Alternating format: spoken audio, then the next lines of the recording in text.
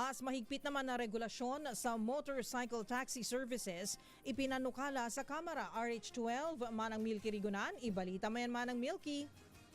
Nanawagan si One Rider Party List Representative Rog Gutierrez ng mas mandatory at mas mahigpit na customer verification measures sa mga motorcycle taxi services.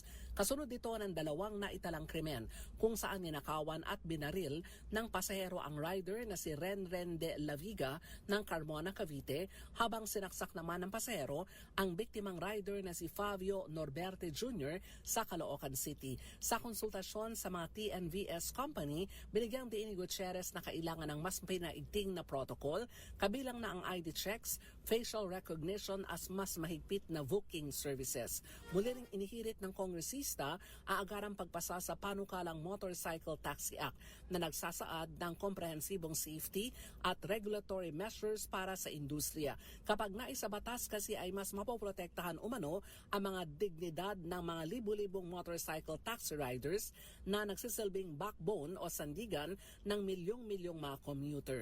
Ako si Milky Rigunan, nagulat para sa DZRH, una sa Pilipinas, una sa Pilipino.